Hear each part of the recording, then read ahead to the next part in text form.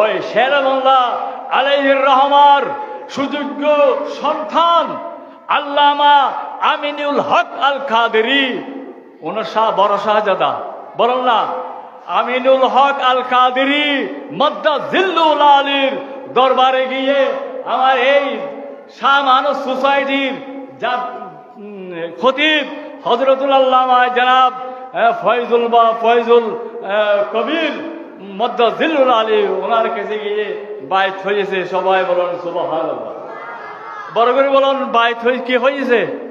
বাইত হওয়ার পরে ওনাকে খেলাফত দান করেছেন উনি খলিফা, ওনার খলিফা। এখন তিনজন খলিফা আমাকে বলেছে আমিনুল হক আল কাদেরী মদ্দাজিল্লুল আলী, আমি ছিলাম, আমাকে বলেছে আমার তিনজন খলিফা।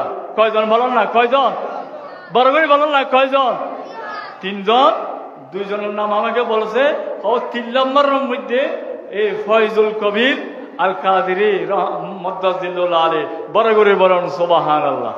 এখন উনি পিসাব, আপনাদের হতে পিসাব হয়ে গেছে, বহুত বড় মর্যাদা। সুবহানাল্লাহ বলেন না। নারায়ে তাকবীর, নারায়ে রিসালাত, নারায়ে গাউসিয়া। আজকে বড় মর্যাদা, ওনারা একজন মসজিদের খতিব, একজন খেলাফত প্রাপ্ত পীর পেয়েছেন। আল্লাহ ওনাকে হায়াতে তয়্যিবা দান করুক, আমিন।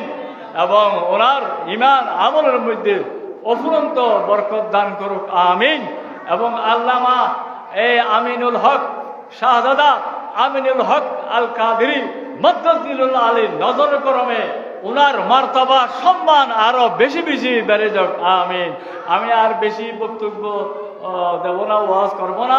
আমার সংক্ষিপ্ত বক্তব্য শেষ করে মিলাদ কিয়াম এই মসজিদের খতিবে শুরু করে দিই।